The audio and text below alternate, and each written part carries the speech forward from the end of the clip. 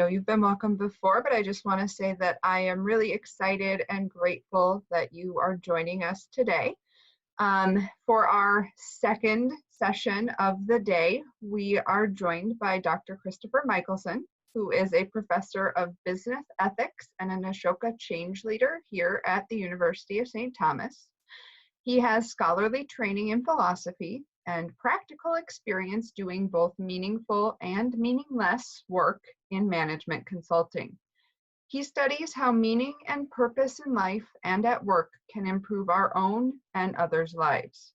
Today, Christopher will be offering his perspectives on meaningful and essential work, a term that has entered our vocabulary in only the past few weeks. We're going to wrap up our session with time for you to engage with us and discuss how postgraduate service can set you on a path for a meaningful and impactful career.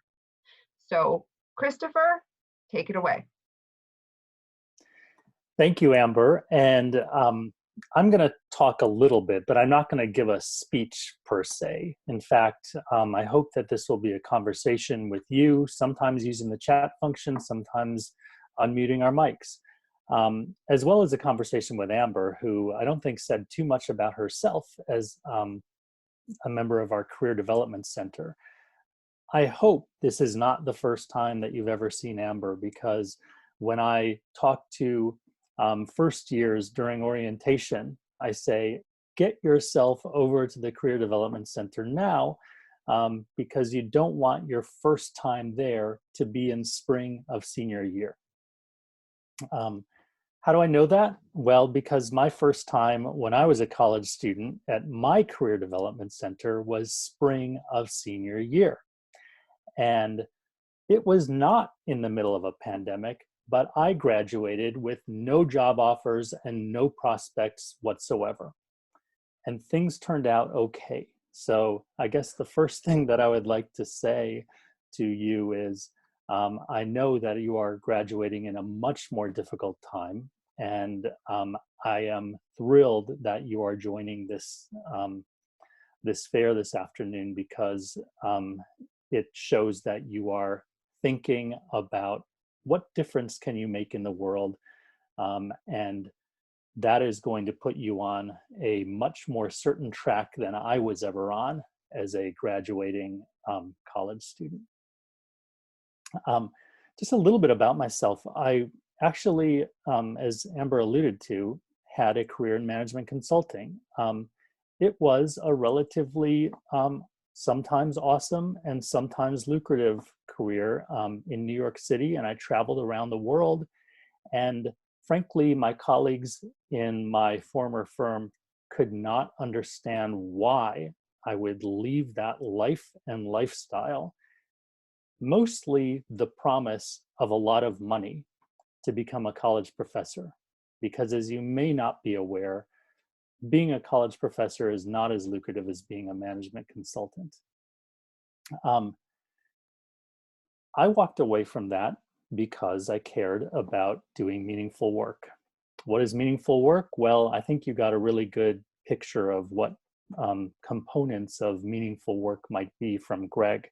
In fact, I sometimes use the terms purpose, vocation, and meaningful in interchangeable ways, so we won't overcomplicate things.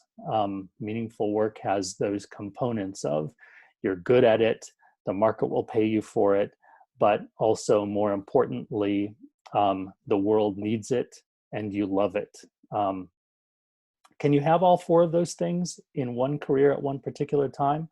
I would suggest, consistent with Greg, that you should not aim to have all four of those things in your first job out of college. Otherwise, you're going to be searching for a long time and disappointed for a long time unless you are extraordinarily lucky. But I do think those four things are worth thinking about, and that maybe you can aim for more than one of them in your first work out of college. If you're good at it and you can get paid for it, that's an opportunity to advance. If you love it and the world needs it, that's an opportunity to contribute. and so on. Some advice that I got when I was searching for my first work was that your first job is not going to define your life. It's your first job. It's a stepping stone to other things. Maybe it's your thing if you're really lucky. But do something that matters and just be able to answer the question, why? Why am I doing this? A research colleague of mine talks about 3 different work orientations that people have. Some people's answer to why I do this job is that I get paid for it.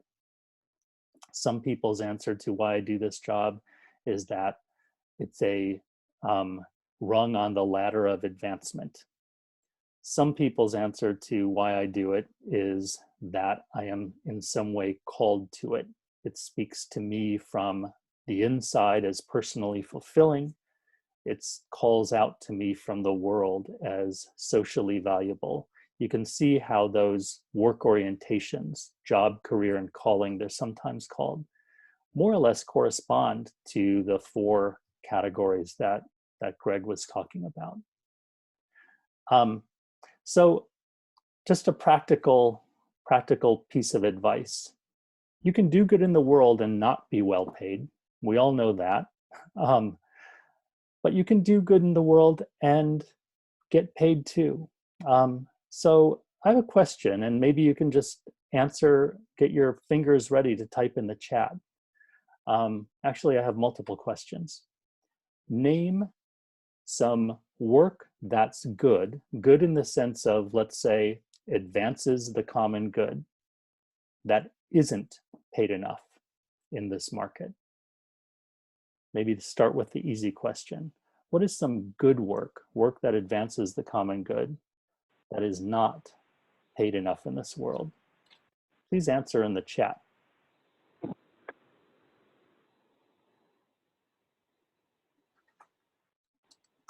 Teachers, firefighters, police officers, social workers, all public servants, caretakers, activists, farmers. So that was a pretty easy question for you, it seems like. And we're going to come back to some of those careers because I think that they often share some features in common. But it's kind of unfortunate that our market, which is supposed to align supply with demand, underpays so much important good work. Now I'm going to ask you a slightly harder question, maybe. What good work is there that is paid enough? So again, work that advances the common good that you think, that's good work, and it's fairly compensated. Doctors.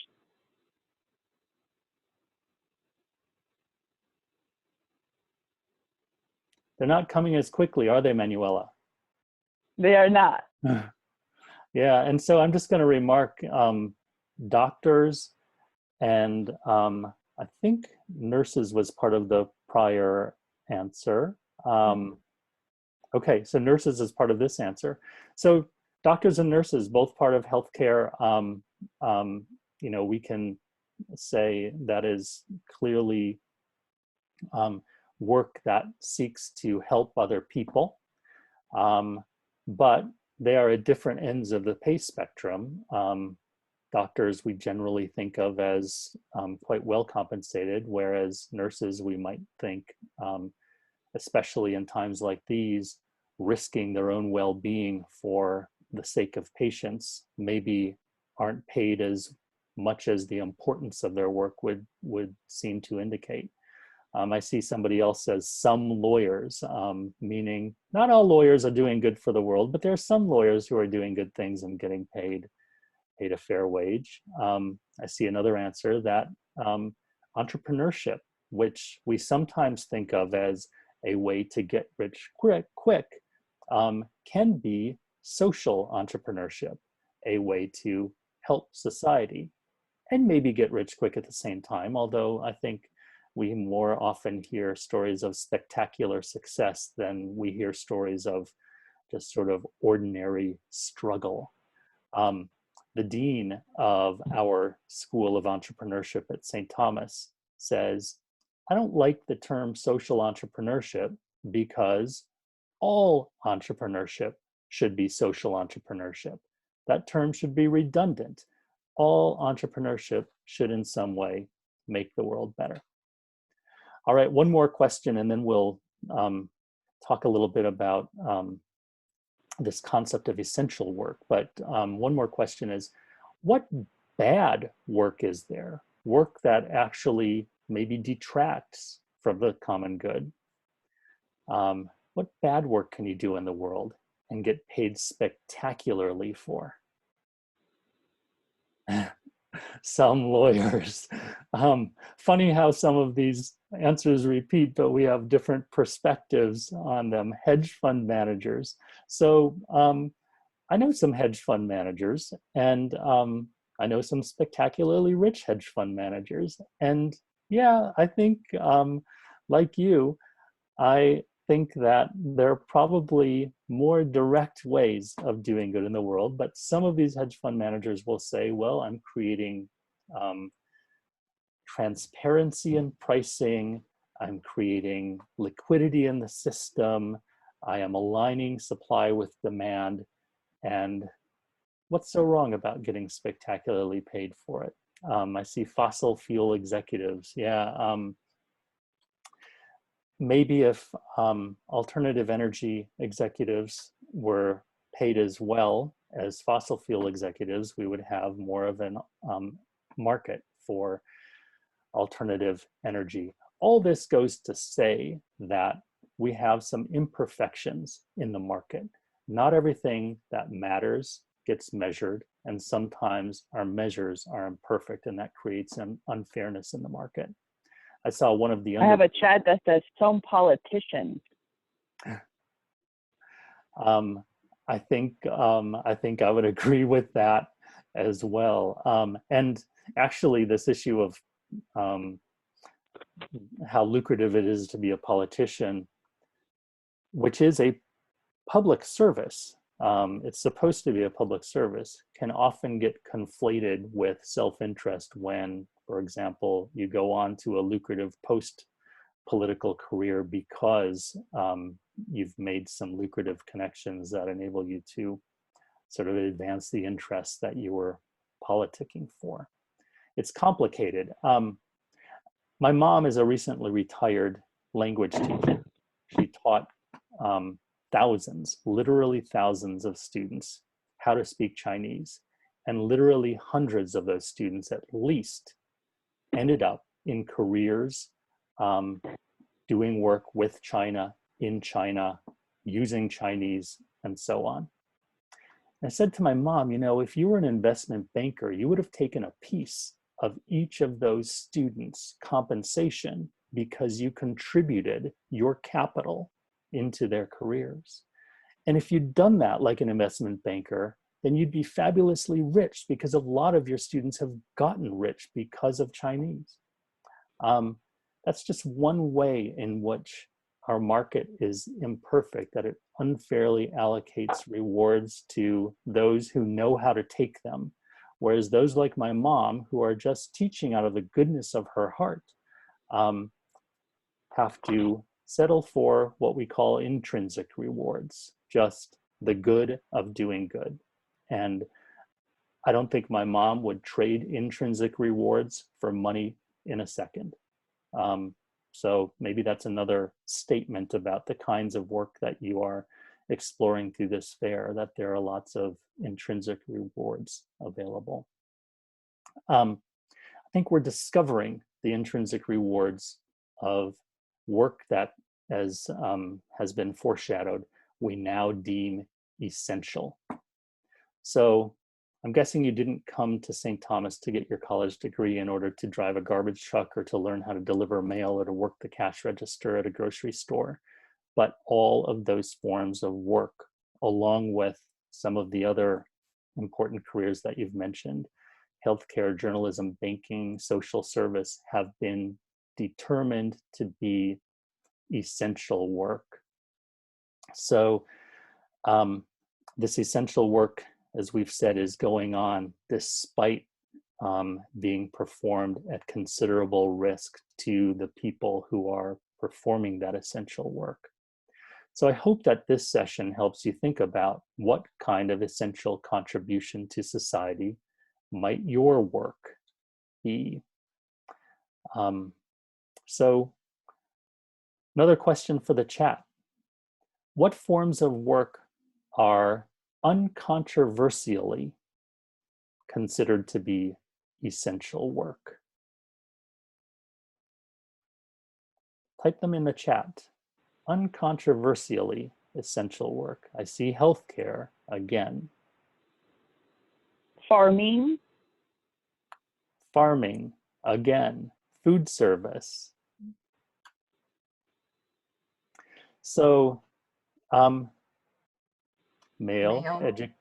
Education.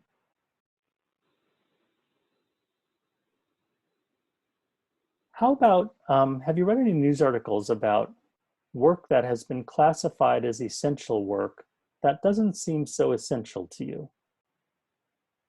I think this is the question that I believe his name is Michael was sort of getting at earlier, that we have disagreements over what is truly essential. What controversial work is there that has been deemed essential?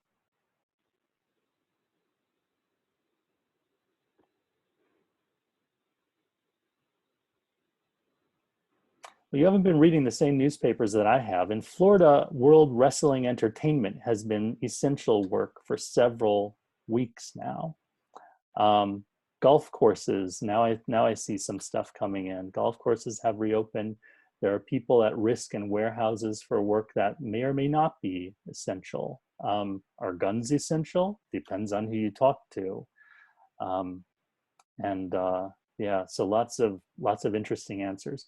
What we deem essential work says a lot about not only our social values, but also the political values of those who are deciding what is essential work. I think we're seeing both essential work that is underpaid and inessential work that is granted the privileges of essential work. And that concerns us when we see that kind of inequity or injustice. Think about this. So some of you mentioned, hospitals, food service organizations, warehouses, and so on. All of those workplaces, like most workplaces, have employees that you might consider to be frontline employees, the ones who are actually having contact with customers, having physical contact with patients, and so on. And then there are the executives, the people on higher floors of buildings, in corner offices, who are not exposed to the dangers of frontline work. Who's paid better? The people who are on the front lines with direct exposure to the dangers, or the people who are several floors up in corner offices who are not directly exposed to the physical dangers of a pandemic? I guess if I'm going to ask a question, I have to say how to answer it. Clap if you think the frontline workers who are exposed to the dangers are paid better.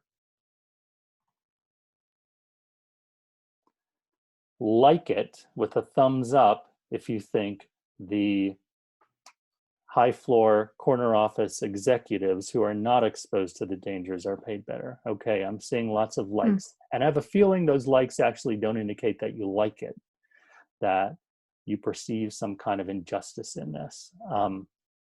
So once again, another thing to think about: how does our market imperfectly allocate risk and reward. Seems like we have an opportunity after this pandemic, during this pandemic, as we get through this pandemic, to identify and maybe address a more hopeful economy for the future where we don't have this kind of injustice. So I said that I wasn't going to lecture for a while, and we've had a little bit of conversation, but Amber and I really wanted ultimately to facilitate a conversation with you. So we have some questions for you. However, we are equally open to questions from you that you'd like to explore that might be philosophically interesting or practically useful to you as you think about this connection between essential work, meaningful work, purpose, and compensation. So if you have questions for us, please feel free to type them in the chat, or Manuela, can people just unmute themselves and talk? Okay, you can do that too. We'll give you a minute to ask some questions, and whenever we don't see questions coming in, then we're going to ask you questions. Amber, in this minute while they're processing questions, any reactions or commentary to what I was talking about? Yeah, so I think one thing you mentioned that I didn't say much about myself, but just one thing that I would note is, as you might be questioning some of those things from earlier, and what is your purpose, what do you want to do, what is most important to you, that is something that we can help you figure out in the Career Development Center, and help you kind of find your way and navigate to opportunities and experiences that are going to be good fits for you based on those things. And I think, it is very practical, your advice and what was said earlier about, those 4 separate components. It is really hard to fit all 4 of them into a job. And so really choosing what's most important for you, or what's most practical at this moment in time, and exploring. And, I think that was great advice. Great. And I see our first question, and it's a tough one. How do we fight against the inequality of essential workers not being treated fairly? Do you want to take a first shot at it, Amber? Right now, some of the recommendations that I would usually make are kind of difficult to do because we're not allowed to advocate in many of the usual ways that we would advocate. But there are ways to do it virtually, and I think especially we have, there are sometimes legal implications for some of this mistreatment. Organizations opening when they should not be open, and things like that. So ensuring that if you see something that you feel is explicitly wrong, do not be afraid to report that. But then on that larger scale, using what voice you do have, and that could be your social media account, that could be calling out someone that you do see making a bad call or poor judgment or things like that. Using your voice in the way that you can use your voice to speak out against that inequity. And you'd be surprised at the difference you can make in just those small acts. That would be my advice. So I agree with everything that Amber said. And I'll add a couple of thoughts. One is that this is one of the reasons why I have a newfound appreciation for the work of journalists. And I think of journalism as essential work because it's journalists who are telling these stories, that are giving a voice to people who have these experiences that we need to be more socially aware of.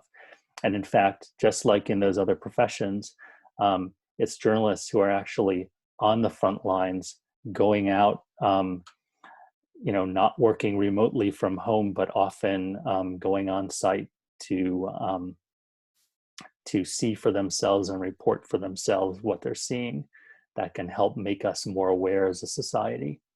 I read an article fairly recently about the Smithfield pork plant in South Dakota that was the source of an outbreak of COVID-19.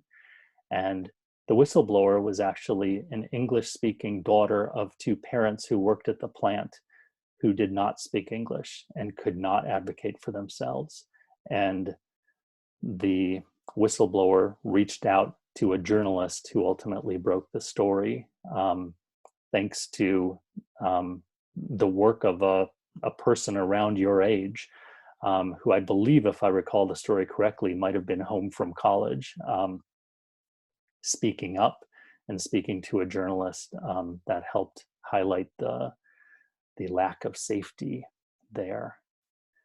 I would also say more generally that, and this might be both satisfying and unsatisfying, your generation, and when I say your generation, I sound like an old guy, and I'm not of your generation, but your generation has been determined by research to be more so-called purpose-driven than your predecessor generations.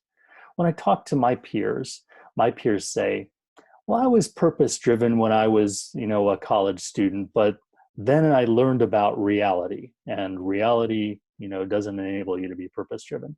If people have that attitude, they're not truly purpose-driven. I don't think my peers who speak that way really understand what it is to care more about the common good than to care about self-interest. And I think that caring about the common good, when it is characteristic of a generation of the next emerging leaders in our workforce, I think collectively you have the power to address inequalities that have been tolerated as just features of the market by your predecessor generations. So it looks like we have, was that? Go ahead, Amber. Yes. Okay. Next I just question. want to make sure we get to the next question. Do you think there will be a realigning of what is reflected in both pay and title of essential in the upcoming future? Do you see any trends or actions that are promising? Do you want me to try this one first and then you'll follow? Sure. Sounds good. So I'm not an economist. I'm actually a philosopher. So I'm still sort of confused a little bit by this whole supply and demand thing. But you all have probably taken an economics class more recently than I have. So you understand that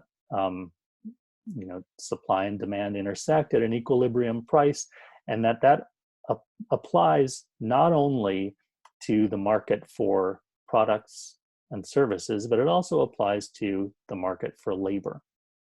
So where am I going with this? Well, I think that if you're part of the purpose generation, so to speak, and more people care about purpose in their work, then that ought to shift the market for labor toward more people wanting to do work that matters. So here's where my economics knowledge, ignorance actually confuses me a little bit. So there's a part of me that thinks, well, if there are more people who care about purposeful work, then that should drive up the price for purposeful work, meaning work with a purpose should be compensated better. On the other hand, though, it worries me a little bit that work that is not as essential will, those jobs will be harder to fill. And so they'll have to pay them more in order to fulfill kind of mundane, purposeless work. So I think there's hope in the idea of a generation of people valuing purposeful work more to align purpose with pay. But there's a part of me that hasn't fully examined or doesn't fully understand the economics of the labor market. So that's sort of an abstract answer. This question also asks about trends and actions that are promising. I'm actually doing some research right now on organizational purpose statements. Some colleagues and I have read 1,982 statements of purpose uttered by CEOs of mostly business organizations articulating why they exist. When I was graduating from college, if you read the annual reports of most business organizations, their explanation of their mission was to increase shareholder value. We exist in order to make more money for our investors. Today's purpose statements are of a very different kind. They express sort of a moral purpose for why organizations exist. We exist in order to feed hungry people. We exist in order to make people more healthy. We exist in order to advance technology and make life more pleasurable or whatever. Some of these purpose statements are rhetoric, but the fact that CEOs are even having to think about what their purpose of their existence is beyond making money, I think is shifting the nature of organizations to attract the purpose generation. Amber? Yeah, so just briefly, there are a couple things that I would say I've noticed, and this might just be me being hopeful, but one being that many organizations have recognized the need to pay those essential workers at least a little bit more for the work that they are doing right now. So we've seen at least that temporary shift in recognition that you are working extra hard, we need to pay you more. And I can be hopeful that they may realize that shift needs to stick. And then the other thing is that we as a society have had a wake-up call to the fact that the people that pick up our trash and work at the grocery store and deliver our mail are really, really important in our lives. And I think we will be more ready to advocate for them and to advocate for better pay and more rights and things like that. And so, as we mentioned earlier with advocacy, I hope as a society will be more ready to do that because we have now realized just how essential and important those people are. And that includes, of course, nurses and police officers and et cetera as well. But that's just kind of been a shock to our system. And then we had one last question. I know we're nearing the end of our time, but someone asked, how can we invite others to be more ethical in their work? And my quick, simple answer to that is to lead by example and to be ethical in your work and to show others how to do that. That would be my answer. I agree with that, but I'm also interpreting this question in two different ways.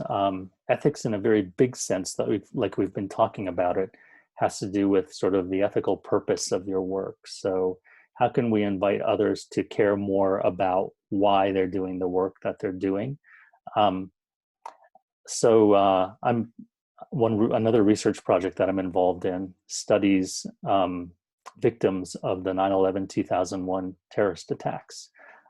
Particularly, we are studying them in the hindsight of others, meaning their close relations, their family members who remembered them after they died and died doing work. Some of them were firefighters who died risking their own lives in order to save others.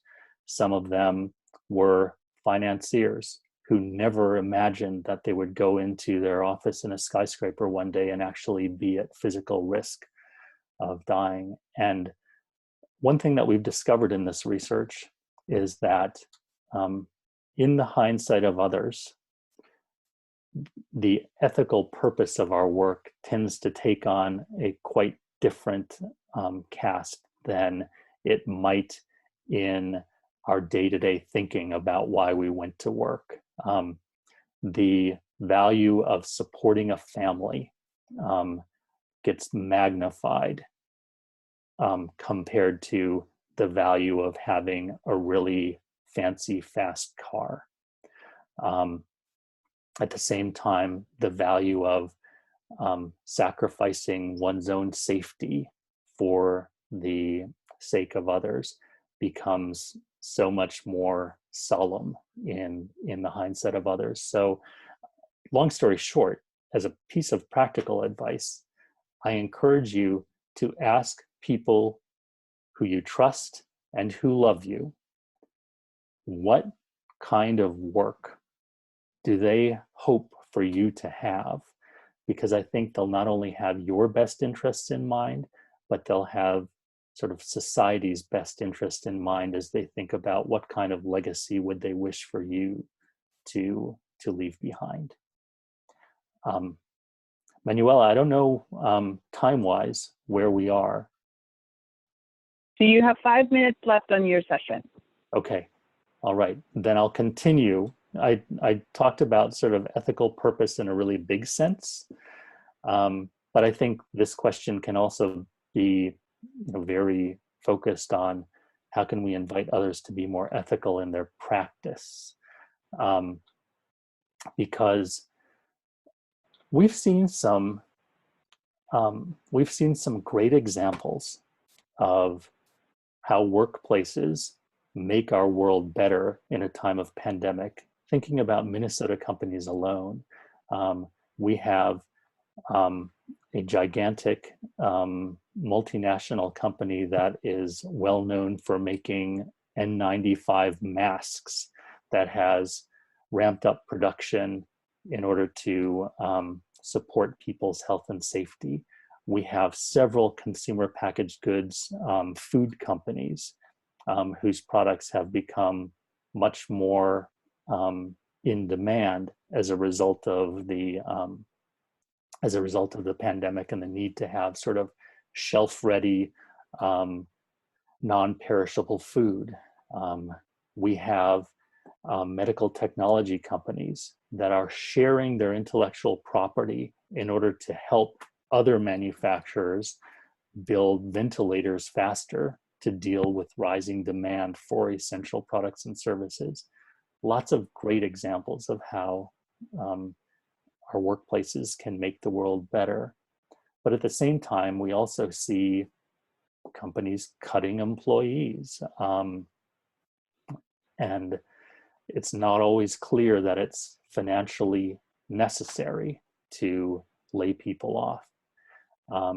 We see companies calling people in who are fearful of their own personal safety, forcing them to work or to risk losing their jobs. In the last week alone, 2 of my own credit cards have had possible fraudulent activity flagged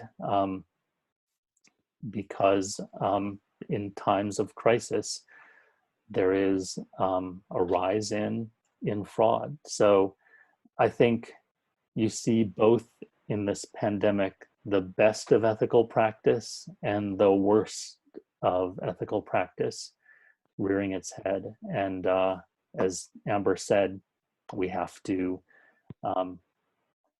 cleave to the positive examples and root out and eliminate the negative examples. So that is going to conclude our time with Christopher today. Thank you everybody for a great discussion and really great questions. If you would like to reach out to one of us, we can make sure that Manuela includes our contact information in the email that she's going to send. I just want to part by saying that the full-time service opportunities that you're going to have the opportunity to learn about during the next session are really, really great ways to start out your career. And they are fabulous skill building opportunities. They are fabulous ways to explore who you are and who you want to be. And if you are questioning and curious, they are amazing ways to learn more about a lot of different things. So I encourage you to take advantage of the opportunities that you're going to have to talk with these amazing recruiters. And feel free to reach out to the Career Development Center with more questions as well. So I will turn it back to Manuela, who is going to make some magic happen.